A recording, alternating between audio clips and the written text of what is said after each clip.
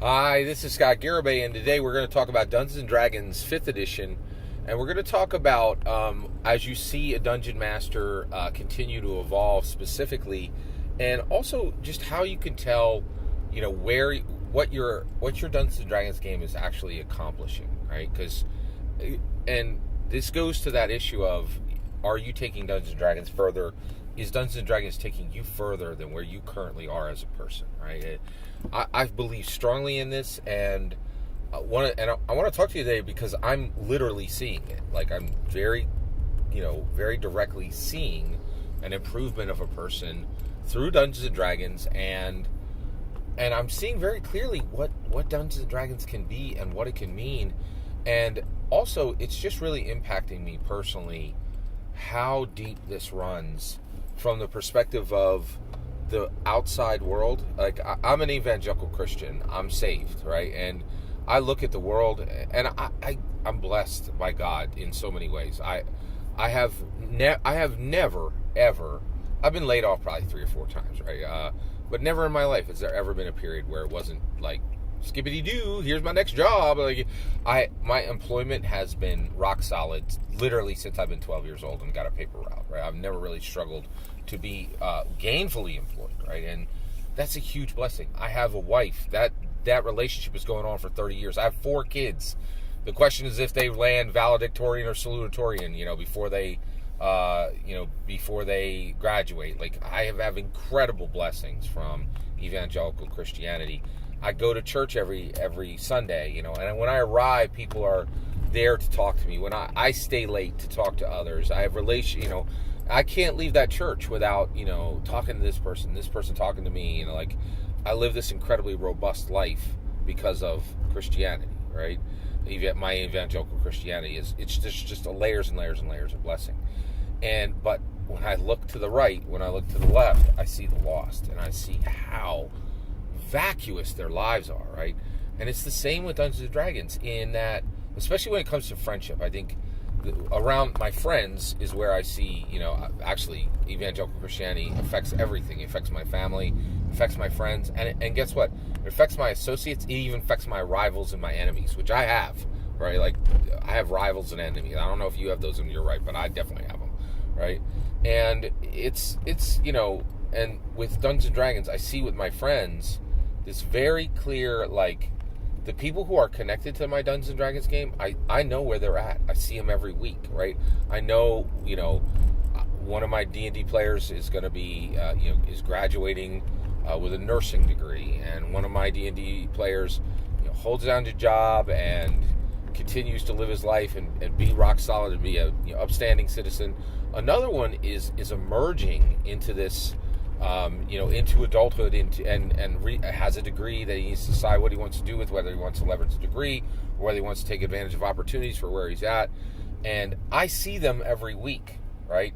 And get this, I have D&D players who fell off and they're no longer there, and they'll reach out by Facebook, or they'll reach out by calls every now and then, and they're not doing great. Like, if you are not, like, and I think the reason for that, there's a lot of reasons. So one of the main reasons for that is if people are seeing you at the D&D table, the physical table, forget that stream noise. That's nothing. It's not nothing.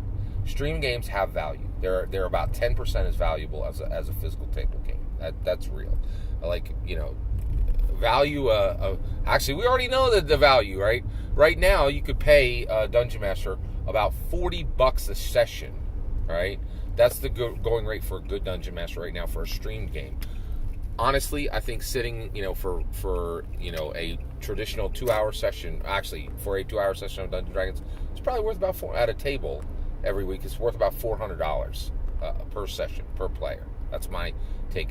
And I think the stream games are fine at 40, right? Like, that's what they're worth. But a table game's worth 10 times that much, right? And I can't believe how powerful this gaming group is. And I really wanted to expand our gaming group and make it larger. But one of the things where I'm landing at right now, but one thing is they see me and I see them, and I need to keep my home life square. I need to keep everything in place so that I can continue to provide the space we use for D&D. And these guys need to stay, they need to not, go into blackout drinking, right? Or go into antisocial behavior, or go, and are just like, hey, I will see you Sunday at 6, and we're going to slay a dragon together, is holding these lives together. And I think a lot of people are like, oh, that's no big deal. I'm telling you, it's a big deal. I'm seeing people in my tabletop role-playing game communities who are disconnecting from groups that they used to be with. It never, ever works out well. They don't walk off to better things. It's always like you hear 6 months later, oh, that person, I don't know where they live now because they lost their home, or like, there's all kinds of it. It is a really big deal, what the physical table brings, and just the expectation of you hold your life together for Dungeons and Dragons, so that you're there at the table. You do not let the other players down. You do not let the other dungeon masters down. It's a thing, right? So I'm really, really, and one of the things that I think is really incredible, and the reason why I'm talking about today is Philip is my role player, and he is a dungeon master, and he is dungeon mastering D&D 5e Fallout Keystone. There's a lot there. Fallout is his main number one IP in the world. He loves it more than anything else. It shines through so brightly in the game that we're at that it really makes the game special and something unique. He has a 4-session arc that he's going to run. That we just finished session 3 last night, and he's going to be running session 4 next week. And it's a big deal in that because this was percolating in his mind for a while. He abandoned the Genesis narrative dice system, which was a big deal to me because I know 5e and I'm comfortable in 5e, and it really brought me to the table better for his game. But this thing, I've never seen anything like this, right? And Philip listens to this channel and watches videos, and what's really incredible is he has always said, you're totally wrong. Like, D&D's no big deal. It's just a game. And, he's the first to tell you, and he listens to every one of my videos and he goes, you're wrong about this. D&D's just a game, right? And he's the strongest proof that is not true, that D&D is more than a game. We had a huge dust-up last year, right? And Marilyn Monroe said, some things have to fall apart so better things can fall together. Huge dust-up. I thought we might have lost our friendship over it, right? He walked away from the table and then came back to the table, right? And through that, through that tumult and through that struggle, our friendship was forged stronger, right? And what's really wild is now seeing him going into session 4 of this D&D 5e Fallout Keystone game. This is the best game I've ever seen him run by far. And everything that is exciting about him as a person, he has this ability to tell stories, right? In 100 ways, right? He wrote this incredible dissertation that I got to read, right? But there's story lives in him, right? And it is blooming like a flower right now in him.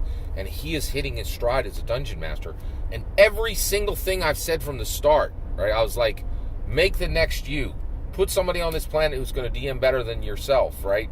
Like, and it's happening. Like, he is hitting his stride as a dungeon master far better than he's ever done before. And he's always been good, but he's hitting great, I think within 2-3 years he will probably surpass me as a dungeon master. I truly believe that, right? If he stays focused, stays on the D&D grind, does not move off of tabletop role-playing games and being involved in tabletop role-playing games overall, never taking his foot out of Dungeons & Dragons. And the reason, and I cannot tell you, like, I really see a lot of people on the outside of Dungeons & Dragons, and it's just this one simple, pure, cheap, and it really is relatively cheap, right? You can do everything you need to do with a PHB, a DMG, and a monster manual, right? And it's this really transformative thing. And the person in my game who's first to say, no, that's wrong, D&D's just a game, is literally becoming the manifested proof that D&D makes people better. And I truly believe that this is one of the parts of his life that's making him evolve in and give a lot of thought about what he's going to do next. And I'm very confident that everything that he's going to do, all these skills that are going into his dungeon mastering and his crafting of worlds, right? And making the gears in his head turn at different ratios on different things, on culture, on empathy, on art, on literature, on passion. He has a brilliant mind, but that mind would stagnate without this incredible tool, right? And so I'm just taking a minute to say I'm so incredibly blessed with my Sunday game right now. We are hitting just the perfect stride. I'm amazed. Like it's like we inverted last year. We had a lot of tension and struggle and prejudice around, prejudice of like not like around racial issues, but like prejudice around how do you tabletop role playing game? How do you do a tabletop role? And like this person's like, oh, I'm D&D only, and this person's like, oh, any game is the same. It's just different, and just a lot of prejudice toward deep set tabletop role playing game opinions, right? And we're just, I can't believe how blessed I am to have the game that I'm in right now, how much it helps me, and how very clearly in my head this thing D&D truly it improves people. It's just a fact, right? And I'm uniquely positioned to have 4 people around my table right now who I can see the changes in their lives, and I also have no less than 8, 12, maybe 20 different people who have stepped back from D&D, and not a single one of them has moved on to something else and come to me, or even when I talk to them, they're like, I got this thing, man, you got to see it. It's brilliant and more bright. It's always darker, right? Like there's no better trade, right? I'd love to hear your thoughts. When you see people step away from D&D, right? What I see is they generally become a lot more antisocial, and they use recreational substances more, frankly. It's almost a constant, right?